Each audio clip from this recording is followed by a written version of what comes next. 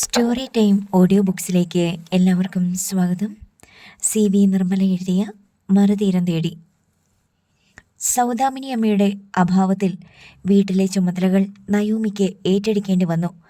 ജോലികളിൽ സഹായിക്കാനായി സുജിത അവളുടെ ഒപ്പം തന്നെ നിന്നു. അവൾ മിന്നുമോളെ കുളിപ്പിച്ച് ഉടുപ്പിടുവിച്ചു. നയോമി അവൾക്ക് ആഹാരം കൊടുത്തു കിടത്തിയുറക്കി. അനിൽ ബാബുവിൻ്റെ കാര്യങ്ങൾ നയോമി സ്വമേധയാ ഏറ്റെടുത്തു. അയാളുടെ ദേഹം തുടച്ചതും ഭക്ഷണം കൊടുത്തതും നയോമിയായിരുന്നു. ഇങ്ങനെയെങ്കിലും നിന്നെ ഒന്ന് അടുത്ത് കാണാൻ കിട്ടിയല്ലോ, അനിൽ ബാബു സന്തോഷത്തോടെ പറഞ്ഞു. എന്നെ അടുത്ത് കണ്ടിട്ടെന്തിനാ? നയോമി ചോദിച്ചു. ഭാര്യയും ഭർത്താവുമല്ലേ നമ്മൾ. അങ്ങനെയാകാൻ കൊതിച്ചിരുന്നവരല്ലേ, അതിനുവേണ്ടി സ്നേഹിച്ചു തുടങ്ങിയവരല്ലേ. അതൊരു കാലം, ഇത് വേറൊരു കാലം. അതെന്താ നീ അങ്ങനെ പറഞ്ഞത്? കാലം മാറ്റി പറയാൻ ഒരുപാട് വർഷങ്ങളൊന്നും കടന്നു പോയിട്ടില്ലല്ലോ. സ്നേഹമില്ലാതായില്ലേ?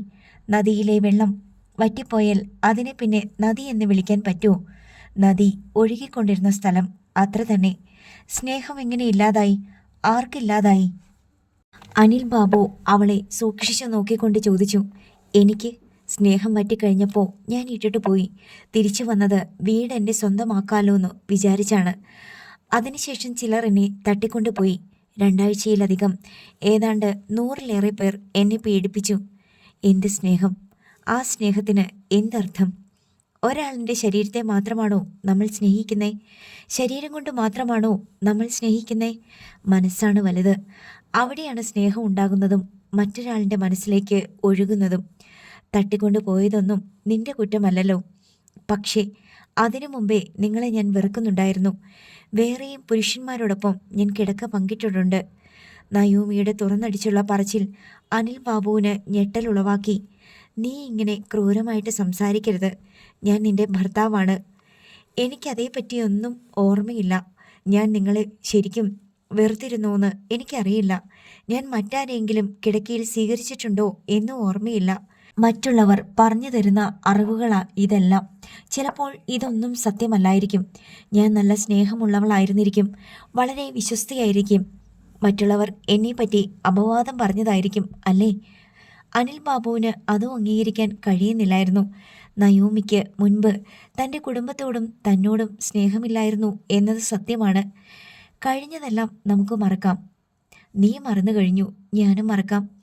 ഇപ്പോൾ നീ ആരാണോ, എങ്ങനെയുള്ളവളാണോ, അത് മതി എനിക്ക്. പഴയ നിന്നെക്കുറിച്ച് ഞാൻ ചിന്തിക്കുന്നേയില്ല.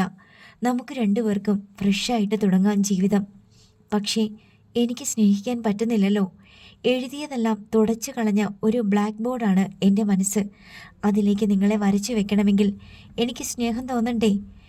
എൻ്റെ ഓർമ്മ തുടങ്ങുന്നത് നിങ്ങളെ ഈ അവസ്ഥയിൽ ഈ വീട്ടിൽ വന്ന് കണ്ടപ്പോൾ മുതലാ. ഒരു സ്ട്രേഞ്ചർ, ഞാൻ ആദ്യം കാണുന്ന പോലെ. എനിക്കൊരു ഇഷ്ടം തോന്നാൻ ഒന്നുമില്ല. ശരിക്കും പറഞ്ഞാൽ ഒരു കിടപ്പ് രോഗി. ആരെങ്കിലും സഹായിക്കാതെ തിരിഞ്ഞോ മറിഞ്ഞോ കിടക്കാൻ പോലും പറ്റില്ല.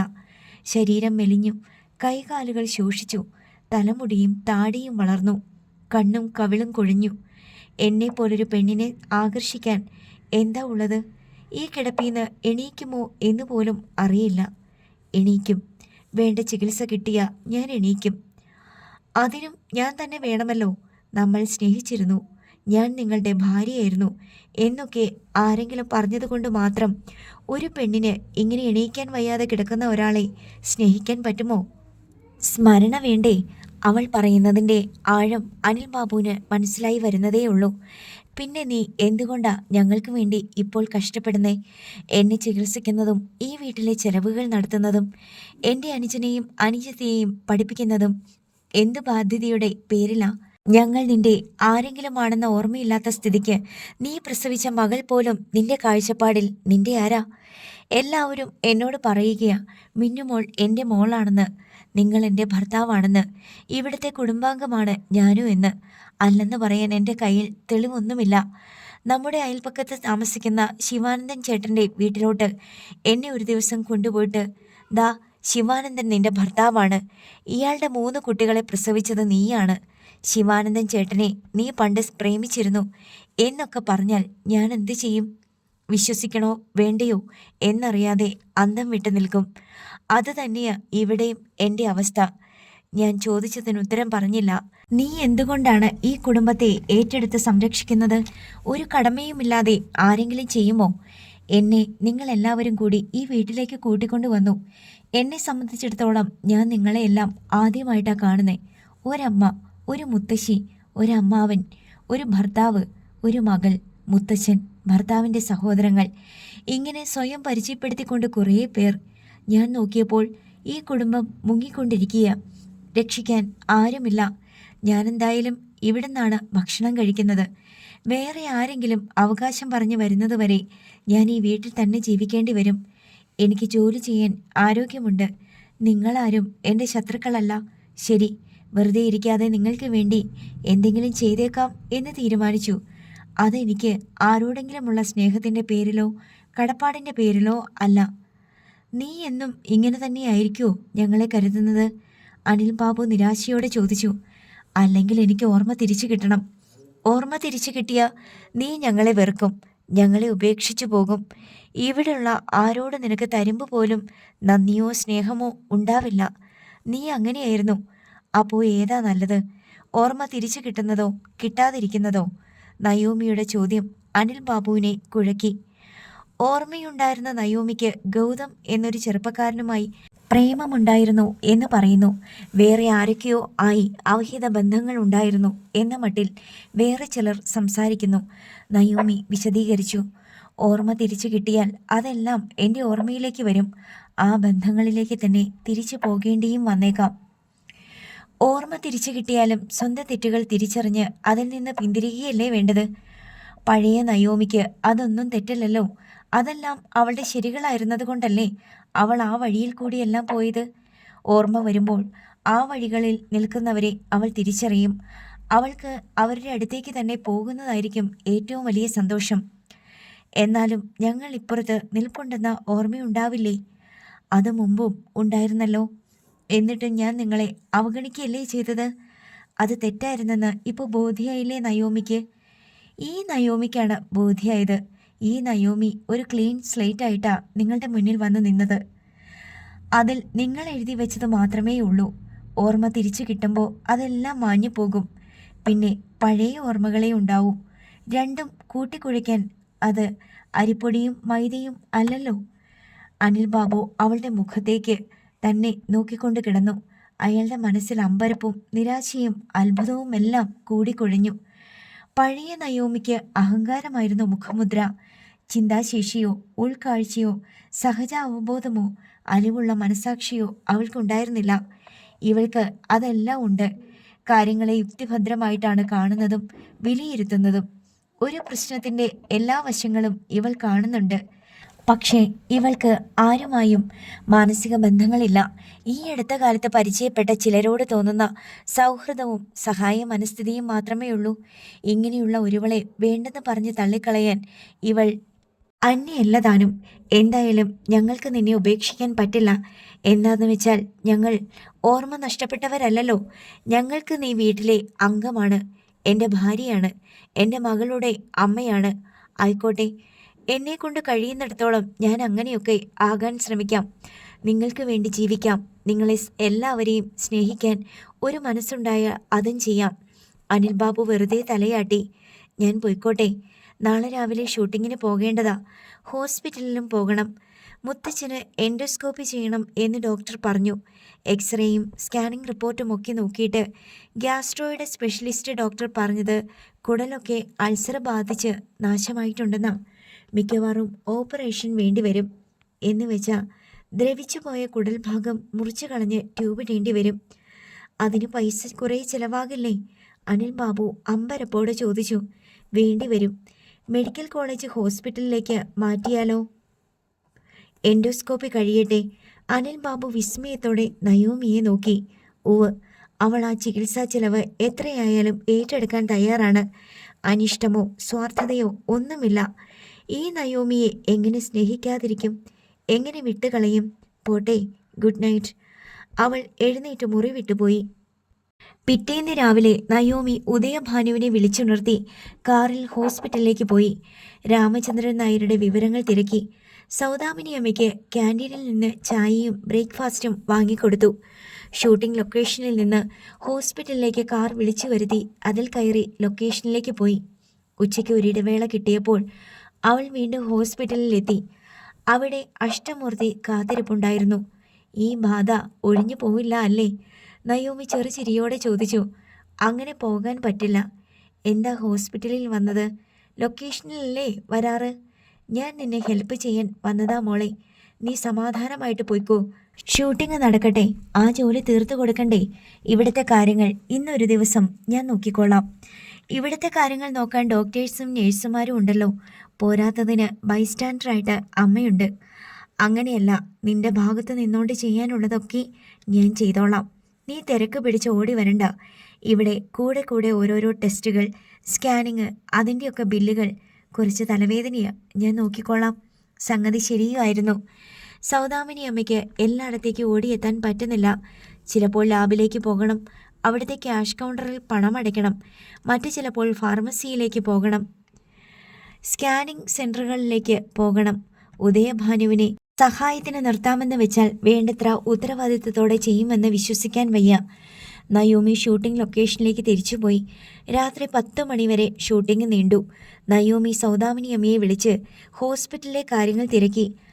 അഷ്ടമൂർത്തി ഉണ്ടായിരുന്നതിനാൽ ഒന്നിനും ഒരു ബുദ്ധിമുട്ടും ഉണ്ടായില്ലെന്ന് സൗദാമിനി അമ്മ പറഞ്ഞു. രാത്രി 9 മണിയോടെ അഷ്ടമൂർത്തി തിരിച്ചുപോയെന്നും പറഞ്ഞു. അടുത്ത ദിവസം രാമചന്ദ്രൻ നായർക്ക് എൻഡോസ്കോപ്പി ചെയ്തു. ഉച്ചയ്ക്ക് ലൊക്കേഷനിൽ നിന്ന് നയോമി ഹോസ്പിറ്റലിലെത്തി. ഡോക്ടറെ കണ്ട് സംസാരിച്ചു. കുടലൊന്നും ഇല്ല. പേഷ്യൻ്റ് ഇത്രനാൾ എങ്ങനെ ജീവിച്ചിരുന്നു എന്നാണ് അതിശയം. ഒരു എമർജൻസി ഓപ്പറേഷൻ കൂടിയേ തീരൂ. അത്ര വഷളാണ് സ്ഥിതി. ഭക്ഷണം കൊടുത്താൽ അത് കുടലിലേക്ക് പോകുന്നില്ല, ഛർദ്ദിക്കുക. ഡോക്ടർ നിർദ്ദേശിച്ചു. ഇപ്പോൾ എന്താ വേണ്ടത്? നയോമി തിരക്കി. ഉടനടി സർജറി നടത്തണം. കുടൽ ദ്രവിച്ചു പോയ ഭാഗം മുറിച്ചു മാറ്റി ആർട്ടിഫിഷ്യലായിട്ട് പകരം ട്യൂബിട്ട് അവിടെ ആമാശയത്തിനും വൻകുടലിനും ഇടയിൽ റീപ്ലേസ് ചെയ്യണം. അത് മെഡിക്കൽ കോളേജ് ഹോസ്പിറ്റലിൽ ചെയ്യില്ലേ? നയോമി ചോദിച്ചു. ചെയ്യാം, പക്ഷെ ലേറ്റാകും. ഉടനെയൊന്നും നടക്കില്ല. ഇത് എമർജൻസി ആണെന്ന് പറഞ്ഞല്ലോ. ഇവിടെ ഏകദേശം ഒരു എസ്റ്റിമേറ്റ് 2 ലക്ഷത്തിനും 1 ലക്ഷത്തിനും ഇടയ്ക്ക് ചിലവാകും. സർജറി മാത്രമല്ലല്ലോ, അതിനുശേഷമുള്ള ട്രീറ്റ്മെൻറ്റ്സും നോക്കണം. 1.5 ലക്ഷം രൂപ എന്തായാലും ആകും. ഒറ്റ ദിവസം കൊണ്ട് 1.5 ലക്ഷം രൂപ എങ്ങനെ സംഘടിപ്പിക്കുമെന്ന് നയോമിക്ക് അറിയില്ലായിരുന്നു. അവൾ പ്രശ്നം സൗദാമിനി അമ്മയുമായി പങ്കുവച്ചു. സൗദാമിനി അമ്മയ്ക്ക് ഒന്നും അറിയില്ല. 1.5 ലക്ഷം എന്നൊക്കെ കേട്ടിട്ട് അവർ കണ്ണുമിഴിച്ചിരിക്കുകയാണ്. വിജയാനന്ദനോട് ചോദിച്ചു നോക്കാം എന്ന് നയോമി വിചാരിച്ചു. ലൊക്കേഷനിൽ ചെന്ന് വിജയാനന്ദനെ കണ്ട് സംസാരിച്ചപ്പോൾ അയാൾ തൻ്റെ നിസ്സഹായത വെളിപ്പെടുത്തി. ഷൂട്ടിംഗ് ലൊക്കേഷനിലെ നിത്യച്ചെലവിന് വേണ്ടി നട്ടം തിരിയുകയാണ്. 1 ലക്ഷം രൂപ വേണം ഓരോ ദിവസവും. 50,000 പോലും കയ്യിലില്ല. കടം വാങ്ങിയും തിരിച്ചും മറിച്ചും ഓരോ ദിവസവും കടന്നു പോവുകയാണ്. ഈ സീരിയൽ ചാനലിൽ ടെലികാസ്റ്റ് തുടങ്ങി 50 ദിവസം കഴിഞ്ഞിട്ടേ ആദ്യത്തെ 5 എപ്പിസോഡിൻ്റെ പണം കിട്ടൂ. അതുവരെ എങ്ങനെ പിടിച്ചു നിൽക്കുമെന്നറിയില്ല. അയാൾ പറയുന്നത് വാസ്തവമാണെന്ന് നയോമിക്ക് അറിയാമായിരുന്നു. സൗദാമിനിയമ്മ ഓപ്പറേഷൻ്റെ കാര്യം രാമചന്ദ്രൻ നായരെ അറിയിച്ചപ്പോൾ അയാൾ ശക്തമായി എതിർത്തു. വേണ്ട, ഓപ്പറേഷനൊന്നും ആവശ്യമില്ല. എൻ്റെ ശരീരത്തിൽ കത്തിവെക്കേണ്ട, ഞാൻ സമ്മതിക്കില്ല. സൗദാമിനിയമ്മ ഓപ്പറേഷൻ്റെ അത്യാവശ്യം എത്ര ബോധ്യപ്പെടുത്താൻ ശ്രമിച്ചിട്ടും അയാൾ വഴങ്ങിയില്ല. രാത്രി ഷൂട്ടിംഗ് കഴിഞ്ഞ് നയോമി വന്നപ്പോൾ രാമചന്ദ്രൻ നായർ അവളുടെ 2 കൈയും കൂട്ടിപ്പിടിച്ച് പറഞ്ഞു. വേണ്ട കേട്ടോ, ഓപ്പറേഷനൊന്നും വേണ്ട. ആശുപത്രിക്കാർ 1.5 ലക്ഷം എന്ന് പറഞ്ഞാൽ 3 ലക്ഷമെങ്കിലും ആകും. അതിനുള്ള ഈടൊന്നുമില്ല ഈ കിളവിന്. കുടലിന് പകരം ഒരു കുഴൽ വെച്ചുകൊണ്ട് എത്ര നാൾ ജീവിച്ചിരിക്കും? എന്നിട്ട് എന്ത് ചെയ്യാനാ? എന്നായാലും പോകണ്ടേ? ചെറുപ്പമൊന്നുമല്ലല്ലോ. ഞാൻ പോകേണ്ട പ്രായമായി. രാമചന്ദ്രൻ നായർ ഒരു തരത്തിലും വഴങ്ങുന്നില്ല. പക്ഷേ ഓപ്പറേഷനുള്ള പണം എങ്ങനെ കണ്ടെത്തും എന്നതായിരുന്നു നയോമിയുടെ പ്രശ്നം. പിറ്റേന്ന് അതിരാവിലെ നയോമിക്ക് ഷൂട്ടിംഗ് ഉണ്ടായിരുന്നു. ബീച്ചിലാണ് സീൻ. രാവിലെ തന്നെ എടുത്ത് അടുത്ത ലൊക്കേഷനിലേക്ക് ഷിഫ്റ്റ് ചെയ്യേണ്ടതാണ്. ബീച്ചിലെ സീൻ തീർന്നപ്പോൾ 10 മണിയായി. ക്രൂ മുഴുവൻ അടുത്ത ലൊക്കേഷനിലെത്തി. വീണ്ടും ഷൂട്ടിംഗ് തുടങ്ങുമ്പോഴത്തേക്കും 2 മണിക്കൂർ എടുക്കും. ആ സമയത്ത് ഹോസ്പിറ്റലിൽ പോകാം എന്ന് നയോമി കണക്ക് കൂട്ടിയിട്ടുണ്ടായിരുന്നു. 10:30 മണിക്ക് അവൾ ഹോസ്പിറ്റലിലെത്തി. അവിടെ സൗദാമിനിക്കൊപ്പം അഷ്ടമൂർത്തി ഉണ്ടായിരുന്നു. ഒരത്യാവശ്യം വന്നപ്പോൾ നീ എന്താ എന്നെ അറിയിക്കാതിരുന്നേ? അഷ്ടമൂർത്തി നയോമിയോട് പരിഭവിച്ചു. എന്താ അത്യാവശ്യം? മുത്തച്ഛൻ്റെ ഓപ്പറേഷൻ ഞാനിവിടെ വന്നപ്പോൾ അറിഞ്ഞു. എന്തായാലും വിഷമിക്കേണ്ട. ഓപ്പറേഷനുള്ള പണം ഞാൻ അഡ്വാൻസായി അടച്ചിട്ടുണ്ട്. ഡോക്ടറെ കണ്ട് സംസാരിച്ചു. ടെസ്റ്റുകളൊക്കെ ഇന്ന് നടത്തും. നാളെ രാവിലെ സർജറി. എന്തിനാ അതൊക്കെ ചെയ്തേ? ആരോട് ചോദിച്ചിട്ട്? നയോമി നീരസം പൂണ്ടു. നിനക്ക് ഇഷ്ടപ്പെടില്ലെന്ന് എനിക്കറിയാം. പക്ഷേ മഹാദേവൻ നമ്പ്യാരുടെ മകൾ പൈസയ്ക്ക് വേണ്ടി ആരോടും കെഞ്ചേണ്ടി വരരുത്. അതെൻ്റെ ഒരു നിർബന്ധമാ. അഷ്ടമൂർത്തി അർദ്ധശങ്കയ്ക്ക് ഇടയില്ലാത്ത വിധം ദൃഢസ്വരത്തിൽ പറഞ്ഞു. സൗദാമിനിയമ്മ നയോമിയുടെ പ്രതികരണം കാത്ത് അവളുടെ മുഖത്തേക്ക് തന്നെ ഉറ്റുനോക്കിക്കൊണ്ട് നിന്നു. 12 മണിക്കൂറോളം നീണ്ട ഉദ്യോഗപൂർണമായ കാത്തിരിപ്പിനൊടുവിലാണ് ആശ്വാസത്തിന്റെ സന്ദേശം എത്തിയത്. ഓപ്പറേഷൻ വിജയകരമായിരുന്നു. രാമചന്ദ്രൻ നായർക്ക് ബോധം വീണ്ടുകിട്ടാൻ വൈകിയതായിരുന്നു സർജറി നടത്തിയ ഡോക്ടറെയും അനസ്തെറ്റിസ്റ്റിനെയും ആശങ്കയുടെ മുൾമുനയിൽ നിർത്തിയ സംഗതി. ബോധം തെളിഞ്ഞതോടെ രാമചന്ദ്രൻ നായരെ പോസ്റ്റ് ഓപ്പറേഷൻ തിയേറ്ററിലേക്ക് മാറ്റി. ഓപ്പറേഷന് മുൻപ് തന്നെ അഷ്ടമൂർത്തി എത്തിച്ചേർന്നിട്ടുണ്ടായിരുന്നു. നയോമിയെ അയാൾ നിർബന്ധിച്ച് ഷൂട്ടിങ്ങിന് പറഞ്ഞയച്ചു. ഓപ്പറേഷൻ തിയേറ്ററിന്റെ മുന്നിൽ 2 സ്ത്രീകൾ കാത്തിരിക്കുന്നതിനേക്കാൾ എന്തുകൊണ്ട് നല്ലത് ഒരു സ്ത്രീയും ഒരു പുരുഷനും കൂടി ഇരിക്കുന്നതാണ്. അയാൾ എഴുതപ്പെട്ട ഒരു പ്രമാണം എന്ന പോലെയാണ് പറഞ്ഞത്. പക്ഷേ അതായിരുന്നു വാസ്തവം. സൗദാമിനിയമ്മയ്ക്ക് വലിയ ആശങ്കയൊന്നും ഉണ്ടായില്ല. ഇതൊക്കെ നിസ്സാരം. ഹൃദയം പിളർന്നുള്ളതും തലയോട്ട് തുരന്നുള്ളതുമായ ഒക്കെയാണ് ഓപ്പറേഷൻ. നമ്മൾ ഈ ചെടിക്ക് വെള്ളമൊഴിക്കുന്ന ഹോസ് പൈപ്പ് ഇല്ലേ, അതിലൊരിടത്ത് നല്ലൊരു ദ്വാരം വീണാൽ നമ്മൾ എന്തു ചെയ്യും? വലിയ നീളമൊന്നും നഷ്ടപ്പെടാനില്ലെങ്കിൽ അവിടെ വെച്ച് മുറിച്ചു കളയും. മധ്യഭാഗത്താണ് തുളയെങ്കിൽ അവിടെ മുറിച്ചു നീക്കിയിട്ട് ഒരു കണക്ടർ വാങ്ങി 2 അറ്റവും തമ്മിൽ കൂട്ടിയോജിപ്പിക്കും. അത്രയേ ഉള്ളൂ ഇതും. വൈകുന്നേരം 8 മണിക്ക് മുമ്പേ ഷൂട്ടിംഗ് കഴിഞ്ഞ് നയോമി എത്തി. പോസ്റ്റ് ഓപ്പറേഷൻ തിയേറ്ററിൽ ഓർമ്മ ശരിക്കും തെളിയാതെ കിടന്ന മുത്തച്ഛനെ കണ്ടു. അഷ്ടമൂർത്തി അപ്പോഴും ഹോസ്പിറ്റലിൽ ഉണ്ടായിരുന്നു.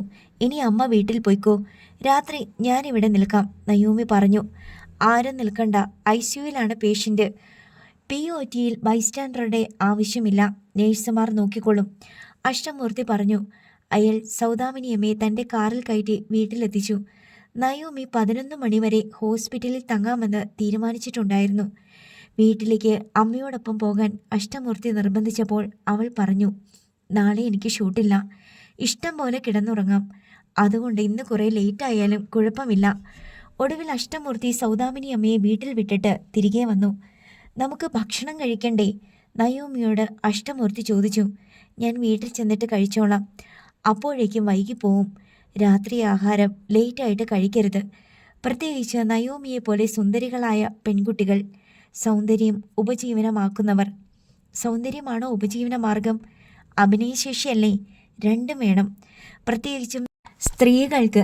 സൗന്ദര്യമില്ലാത്ത പെൺകുട്ടിക്ക് അഭിനയസിദ്ധി എത്രയുണ്ടെങ്കിലും ആരും നായികയായി സിനിമയിലോ സീരിയലിലോ എടുക്കില്ല. സൗന്ദര്യം കുറവുള്ള എത്രയോ പേർ അഭിനയിക്കുന്നു. നയോമി വെറുതെ തർക്കിച്ചു. നായികയാക്കാൻ പറ്റില്ലെന്നാ പറഞ്ഞത്. നയോമി അഷ്ടമൂർത്തിയുടെ അഭിപ്രായത്തിന് വഴങ്ങി ഭക്ഷണം കഴിക്കാനായി റെസ്റ്റോറൻറ്റിലേക്ക് പോയി. ആഹാരത്തിന് ഓർഡർ നൽകിയ ശേഷം അഷ്ടമൂർത്തി പറഞ്ഞു, വിരോധമില്ലെങ്കിൽ നമുക്കല്പം സംസാരിക്കാം. വിരോധമില്ലല്ലോ? നയോമി ചിരിച്ചു. കേൾക്കാനോ പറയാനോ? കേൾക്കാം, പറയാനൊന്നുമില്ല. ഓർമ്മയില്ലാത്തവൾക്ക് എന്താ പറയാനുള്ളത്? അഭിനയം എങ്ങനെ പോകുന്നു? പഴയ ട്രാക്കിലെത്തിയോ? ഇല്ല, പഴയ നയോമി തന്നെ ഭേദം. പക്ഷേ സംസാരിക്കുമ്പോൾ നയോമിയുടെ മുഖത്ത് വേണ്ട ഭാവങ്ങളൊക്കെ വരുന്നുണ്ടല്ലോ. അത് നാച്ചുറലായിട്ട് വരുന്നതല്ലേ. അഭിനയിക്കുമ്പോൾ ഭാവങ്ങൾ തനിയെ വരികയല്ലല്ലോ, നമ്മൾ കരുതിക്കൂട്ടി വരുത്തുകയല്ലേ. അവിടെയാണ് ഞാൻ പരാജയപ്പെടുന്നത്. എന്നാലും ഷൂട്ടിംഗ് നടക്കുന്നുണ്ടല്ലോ. ഒരു ധൈര്യത്തിൽ എന്തൊക്കെയോ ചെയ്യുക. വിജയാനന്ദ സാറിൻ്റെ കടങ്ങൾ, എൻ്റെ ഉത്തരവാദിത്തങ്ങൾ, ഓരോ ദിവസവും ഷൂട്ടിങ്ങിന് ചിലവാകുന്ന പണം, ഇതൊക്കെ ഓർക്കുമ്പോൾ മുഖത്ത് എന്തെങ്കിലുമൊക്കെ വരും. വിജയാനന്ദ സാർ ഓരോ ഷോട്ടിനും ഓക്കെ പറയുന്നത് വരെ പേടിയാ. ഒക്കെ ശരിയാകും. അഭിനയസിദ്ധി ഉള്ളവരേക്കാൾ അത് പരിശീലിക്കുന്നവരാ കാലം ചെല്ലുമ്പോൾ മെച്ചപ്പെടാറ്. അവർ വീണ്ടും വീണ്ടും പഠിക്കാൻ ശ്രമിക്കും, ഇംപ്രവൈസ് ചെയ്യും. അങ്ങനെ സിദ്ധിയുള്ളവരേക്കാൾ മീതെ എത്തും. അങ്കിളിൻ്റെ നാക്ക് പൊന്നായി വരട്ടെ. നയോമി പുഞ്ചിരി തൂകി. അപ്പോൾ കേൾക്കാൻ തയ്യാറാണല്ലോ അല്ലേ? ഞാൻ റെഡി. എനിക്ക് വേണ്ടി അങ്കിൾ ഇത്രയൊക്കെ ചെയ്തു തന്ന് ക്ഷമയോടെ കൂടെ നിന്നിട്ട് ഞാനത് കണ്ടില്ലെന്ന് വെക്കാനും നന്ദികേട് കാണിക്കാനും പാടില്ലല്ലോ. മഹാദേവൻ നമ്പ്യാർ ഒരു ക്രൂരനാണെന്നല്ലേ നയോമിയുടെ മുത്തശ്ശിയും അങ്കിളും കൂടി പറഞ്ഞ് വിശ്വസിപ്പിച്ചിരിക്കുന്നത്? എന്നാൽ അതല്ല സത്യം. അങ്കിൾ പറഞ്ഞോളൂ, ഞാൻ കേൾക്കാം. തമിഴ്നാട്ടിലെ മഹാദേവൻ പ്ലാന്റേഷനിൽ കൃഷ്ണമ്മയും 2 മക്കളും വന്ന് താമസമാക്കിയ കഥ ഞാൻ പറഞ്ഞിട്ടുണ്ടല്ലോ.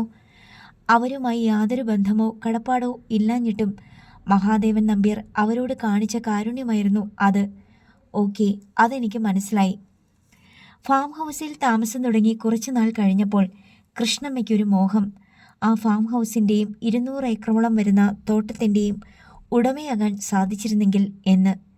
അതെങ്ങനെ സാധിക്കും? അവർ വെറും ആശ്രിതരല്ലായിരുന്നോ? നയോമി ചോദിച്ചു. പക്ഷേ അവരുടെ കയ്യിൽ ഒരു തുറപ്പ് ചീട്ടുണ്ടല്ലോ നയോമി. അതെടുത്ത് കളിക്കാൻ തന്നെ കൃഷ്ണമ്മ തീരുമാനിച്ചു. മഹാദേവൻ നമ്പ്യാർ തോട്ടത്തിലേക്ക് വരുമ്പോഴെല്ലാം വൈഷ്ണവിയെ ഒരുക്കി ഉപദേശങ്ങളും കൊടുത്ത് മുന്നിൽ നിർത്തും. എന്തിനാണെന്നറിയാവോ? നിന്റെ അച്ഛനെ വശീകരിക്കാൻ. അതിനുള്ള ഉപായങ്ങളെല്ലാം കൃഷ്ണമ്മ അവൾക്ക് പഠിപ്പിച്ചു കൊടുത്തു. പെണ്ണൊരുമ്പിട്ടാൽ എന്താ നടക്കാത്തത്? അമ്മ ഒരു പൊട്ടി പെണ്ണായിരുന്നെന്നാ മുത്തശ്ശി പറയാറ്. അത് സത്യമാണ്. വൈഷ്ണവിയുടെ മനസ്സിൽ കളങ്കമൊന്നും ഉണ്ടായിരുന്നില്ല. അതുകൊണ്ട് തന്നെയാണ് നിന്റെ അച്ഛൻ അവളെ ഇഷ്ടപ്പെട്ടതും. അത് ചിലപ്പോൾ ശരിയായിരിക്കും. നിന്റെ അച്ഛൻ തോട്ടത്തിൽ വരുമ്പോഴെല്ലാം അദ്ദേഹത്തെ പരിചരിക്കുന്ന ചുമതല വൈഷ്ണവിക്കായിരുന്നു. അദ്ദേഹത്തിൻ്റെ വൃത്തിയാക്കുക, ചായയോ കാപ്പിയോ കൊടുക്കുക, ഭക്ഷണം വിളമ്പി കൊടുക്കുക, അങ്ങനെ ഏതാജ്ഞയും നിർവഹിക്കാൻ വാതിലിനരികെ കാത്തു നിൽക്കുന്ന പെണ്ണ്. ഈ സമയത്ത് കൃഷ്ണമ്മയും ഉദയഭാനുവും തോട്ടത്തിലായിരിക്കും. ബോധപൂർവം അവർ വീട്ടിൽ നിന്ന് മാറിക്കൊടുക്കുന്നതാണ്. അങ്ങനെയൊക്കെ ഒരമ്മ മകളോട് ചെയ്യുമോ? നയോമി സംശയം പ്രകടിപ്പിച്ചു. ചെയ്യാൻ പാടില്ലാത്തതാണ്, പക്ഷേ അത്യാഗ്രഹം കൊണ്ട് ചെയ്തു പോകുന്നെന്ന് മാത്രം. എന്നാലും ഒരു വലിയ തോട്ടം മുഴുവൻ അടിച്ചു മാറ്റാമെന്ന് ആരെങ്കിലും വിചാരിക്കുമോ? എത്ര സൗന്ദര്യമുണ്ടെങ്കിലും ഒരു പെണ്ണ് വിചാരിച്ച പുരുഷനെ അത്രയ്ക്ക് വിഡ്ഢിയാക്കാൻ പറ്റുമോ? പെൺബുദ്ധിയല്ലേ, അത്രയൊക്കെ ചിന്താശേഷിയേ ഉണ്ടാവൂ. മുത്തശ്ശിക്ക് അത്യാവശ്യം ബുദ്ധിയൊക്കെ ഉണ്ട്. മലേഷ്യയിലും സിംഗപ്പൂരിലും കേരളത്തിലും തമിഴ്നാട്ടിലുമൊക്കെ ബിസിനസ് നടത്തുന്ന ഒരു കോടീശ്വരനെന്ന് വെച്ചാൽ തീരെ മണ്ടനല്ലല്ലോ. അത് ഓർക്കണ്ടേ?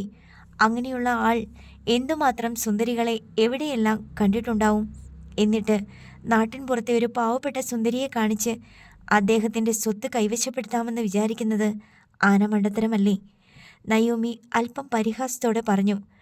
അതെന്തുമാകട്ടെ നയോമി, അഷ്ടമൂർത്തി തിടുക്കപ്പെട്ടു. നമ്മൾ ശരിയായ കഥയിലേക്ക് വരാൻ പോകുന്നതേയുള്ളൂ. മണ്ടത്തരമായാലും അല്ലെങ്കിലും നിന്റെ മുത്തശ്ശിയുടെ പ്ലാനിങ്ങിലെ ആദ്യ ഭാഗം ഭംഗിയായിട്ട് നടന്നു. എന്നുവെച്ചാൽ മഹാദേവൻ നമ്പ്യാർക്ക് വൈഷ്ണവിയെ ഇഷ്ടമായി.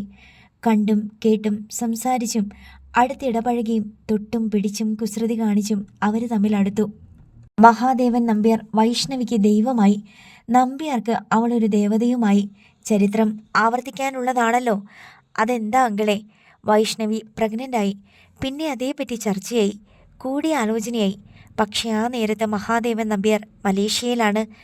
അദ്ദേഹം വൈഷ്ണവിയെ കല്യാണം കഴിക്കണം. അതാണ് കൃഷ്ണമ്മയുടെയും ഉദയഭാനുവിൻ്റെയും ആവശ്യം. പ്രഗ്നൻസി നീട്ടിക്കൊണ്ടു പോകാൻ പറ്റില്ലല്ലോ. മഹാദേവൻ നമ്പ്യാർക്ക് അടുത്ത കാലത്തൊന്നും മലേഷ്യയിൽ നിന്ന് വരാനോ പ്രശ്നത്തിന് പരിഹാരം കാണാനോ സാധിച്ചുമില്ല. അങ്ങനെ വൈഷ്ണവി മാസം തികഞ്ഞ് പ്രസവിച്ചു ഇരട്ട പെൺകുട്ടികളെ. ഒന്ന് നിർത്തിയിട്ട് അയാൾ നയോമിയെ നോക്കി. അങ്കിളിൻ്റെ നോട്ടത്തിൻ്റെ അർത്ഥം എനിക്ക് മനസ്സിലായി. അതിലൊന്നാണ് ഈ ഇരിക്കുന്ന ഞാൻ, അല്ലേ? അഷ്ടമൂർത്തി മന്ദഹസിച്ച് തലയാട്ടി. ഞാൻ വിചാരിച്ചതിനേക്കാൾ ബുദ്ധിമതിയാണ് നീ. ഇതുപോലെ തന്നെയായിരുന്നു നിന്റെ ട്വിൻ സിസ്റ്ററും.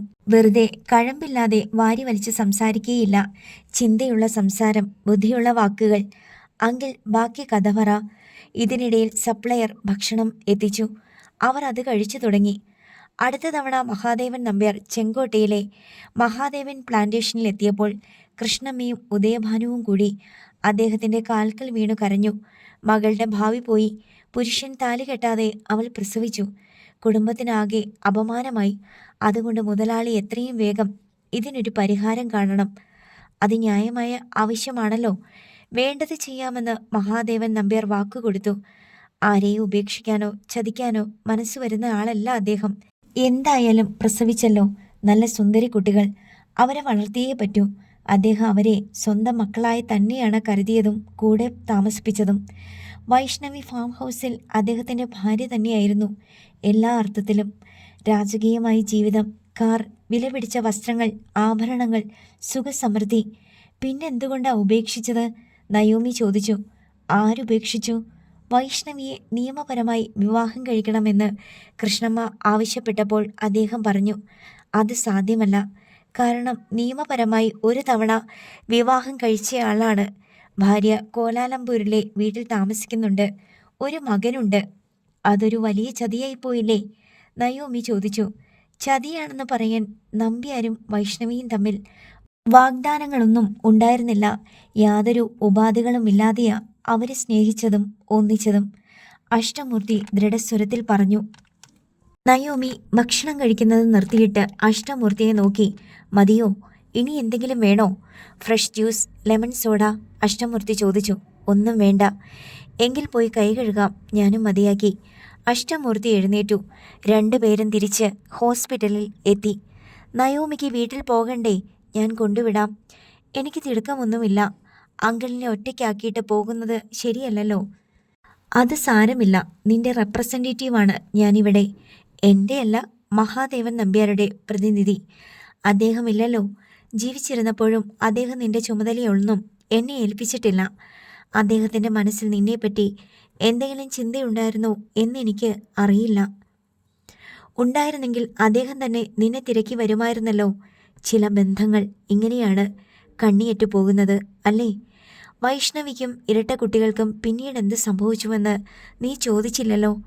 അഷ്ടമൂർത്തി സന്ദർശകർക്കുള്ള സ്റ്റീൽ കസേരകളിലൊന്നിൽ ഇരിപ്പുറപ്പിച്ചു. അയാൾക്കരികെ നയോമിയും ഇരുന്നു. എന്ത് സംഭവിച്ചു? മുത്തശ്ശി പറഞ്ഞ കുറേയൊക്കെ എനിക്കറിയാമല്ലോ. നിന്റെ മുത്തശ്ശി എന്താ പറഞ്ഞത്? അതെന്തുമാകട്ടെ, അങ്കിളിനറിയാമല്ലോ സത്യം എന്താണെന്ന്. പറയാം. ചെങ്കോട്ടയിലെ മഹാദേവൻ പ്ലാന്റേഷൻസും ഫാം ഹൗസും സ്വന്തമാക്കണമെന്നായിരുന്നല്ലോ കൃഷ്ണമ്മയുടെ മനസ്സിലെ പ്ലാൻ. മഹാദേവൻ നമ്പ്യാർ അത് അംഗീകരിച്ചില്ല. ഫാം ഹൗസിൽ അവർക്ക് ശിഷ്ടകാലം മുഴുവൻ ജീവിക്കാം. വൈഷ്ണവിക്ക് ഭാര്യാപദവിയുടെ എല്ലാ ആനുകൂല്യങ്ങളും ആഡംബരങ്ങളും അനുഭവിക്കാം.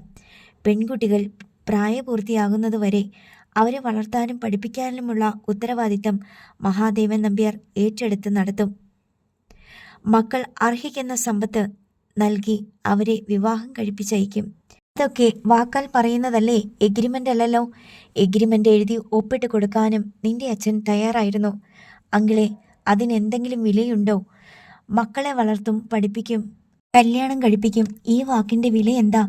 മഹാദേവൻ നമ്പ്യാർക്ക് ഒരു ആപത്ത് സംഭവിച്ച് മരണപ്പെട്ടെന്നിരിക്കട്ടെ, മേൽപ്പറഞ്ഞ വാക്ക് ആര് പാലിക്കും? അതൊരു ചോദ്യമായിരുന്നു. അഡ്വക്കേറ്റ് അഷ്ടമൂർത്തിക്ക് അത് ഇഷ്ടപ്പെട്ടില്ല. എല്ലാ അച്ഛനമ്മമാരും മക്കളെ വളർത്തുന്നത് സ്വത്ത് അവരുടെ പേരിൽ എഴുതി വെച്ചിട്ടല്ല. ഇതുപോലെ എഗ്രിമെൻറ്റോ വാഗ്ദാനമോ പോലും ഇല്ലാതെയാ. അത് പക്ഷേ ലീഗലായിട്ടുള്ള മക്കളല്ലേ. അച്ഛൻ എന്ത് സംഭവിച്ചാലും മക്കൾക്ക് അവകാശം കിട്ടും. അത് അവർക്കുള്ളതാണെന്ന് ലോകത്തെല്ലാവർക്കും അറിയാം. തർക്കം കൂടാതെ ആ അവകാശം എല്ലാവരും അംഗീകരിക്കും. ഇല്ലീഗലായിട്ടുണ്ടായ മക്കളുടെ സ്ഥിതി അതല്ല. അവർക്ക് സമൂഹത്തിൽ അംഗീകാരമില്ല, അവകാശമില്ല. ലോക സൃഷ്ടിയിൽ അവർ കീടങ്ങളെ പോലെയാണ്. നെൽച്ചൊടിക്കൊപ്പം കളകളും വളരുമല്ലോ, അതുപോലെ അവരെ പറിച്ചെറിയാനേ എല്ലാവരും ശ്രമിക്കൂ. ഞാൻ ഉദ്ദേശിച്ചതിനേക്കാൾ ബുദ്ധിമതിയാണ് നീ. മഹാദേവൻ നമ്പ്യാരുടെ വാക് സാമർഥ്യം മുഴുവൻ നിനക്ക് കിട്ടിയിട്ടുണ്ട്. ഞാൻ പറഞ്ഞത് ശരിയല്ലേ അങ്കിളെ? ഒരർത്ഥത്തിൽ ശരിയാണ്. പക്ഷേ മറുവശത്ത് മറ്റൊരു സത്യം തുറന്നു കിടക്കുന്നു. വൈഷ്ണവിയും മഹാദേവൻ നമ്പ്യാരും തമ്മിൽ യാതൊരു ഉപാധികളും ഉണ്ടായിരുന്നില്ല. രണ്ടുപേർ തമ്മിൽ സ്നേഹിക്കുന്നു. കല്യാണം കഴിക്കാമെന്ന് പ്രലോഭിപ്പിച്ചിട്ടില്ല. സ്നേഹത്തിൻ്റെ ആനന്ദമൂർച്ചയാണ് ശാരീരിക ബന്ധം. കുഞ്ഞുങ്ങൾ ഉണ്ടാകണമെന്നോ അവരെ വളർത്തണമെന്നോ അവർക്ക് സ്വത്ത് എഴുതി കൊടുക്കണമെന്നോ വിചാരിച്ചിട്ടല്ല അവർ ഒത്തുചേരുന്നത്. സ്നേഹത്തിൻ്റെ ആനന്ദമൂർച്ചയിലെത്തണം, അത്രയേ ഉള്ളൂ. അവകാശങ്ങളൊക്കെ പിന്നീട് ഉരുത്തിരിഞ്ഞു വരുന്നതാണ്. വൈഷ്ണവിക്ക് പെട്ടെന്ന് അത് ഉൾക്കൊള്ളാൻ കഴിഞ്ഞില്ല. അങ്കിളെ, പരസ്പരം ഒരു ഉത്തരവാദിത്തമില്ലേ? ആ ബന്ധം കൊണ്ട് രണ്ടിലൊരാൾക്ക് എന്ത് സംഭവിച്ചാലും മറ്റേയാളും കൂടി ഉത്തരവാദിയല്ലേ? മരണം സംഭവിച്ചാലോ? വൈഷ്ണവി പ്രസവിക്കുന്നതിന് മുമ്പ് മഹാദേവൻ മരിച്ചു എന്നിരിക്കട്ടെ, എന്തു ചെയ്യും? തോട്ടം കൃഷ്ണമ്മയ്ക്ക് കിട്ടുമോ? ഇല്ല. അതിൻ്റെ യഥാർത്ഥ ഉടമസ്ഥൻ വന്ന് നിങ്ങളെ അവിടെ നിന്ന് പുറത്താക്കും. ഇനി അതല്ല, വൈഷ്ണവി പാവപ്പെട്ട ഒരു ചെറുപ്പക്കാരനെയാണ് പ്രേമിച്ചതും സ്വീകരിച്ചതും എന്നിരിക്കട്ടെ, അവൻ്റെ കയ്യിൽ യാതൊരു സ്വത്തുമില്ല. എന്തു ചെയ്യാൻ പറ്റും? തോട്ടം കിട്ടുമോ? ധാരാളം പണം കിട്ടുമോ? ഒന്നുമില്ല. 2 കുട്ടികൾ. അവരെ ആവുന്ന പോലെ വളർത്തും, അത്ര തന്നെ. അങ്ങനെ തന്നെ വളർത്തേണ്ടി വന്നില്ലേ? അച്ഛൻ്റെ ഭാഗത്തുനിന്ന് സഹായമൊന്നും കിട്ടിയില്ലല്ലോ, നയോമി വാദിച്ചു. ആര് പറഞ്ഞു? അവർക്ക് ഫാം ഹൗസിൽ സുഖമായിട്ട് ജീവിക്കാമായിരുന്നു. പക്ഷേ അത്യാഗ്രഹത്തിന് അതിരില്ലല്ലോ. കൃഷ്ണമ്മ ഗ്രാമപഞ്ചായത്തിൽ പരാതി കൊടുത്തു. ഗ്രാമത്തലവൻ നാട്ടുകൂട്ടം വിളിച്ചു ചേർത്ത് കൃഷ്ണമ്മയുടെ പരാതിക്ക് തീർപ്പ് കൽപ്പിച്ചു. 13 ലക്ഷം രൂപ മഹാദേവൻ നമ്പ്യാർ വൈഷ്ണവിക്ക് കൊടുക്കണം.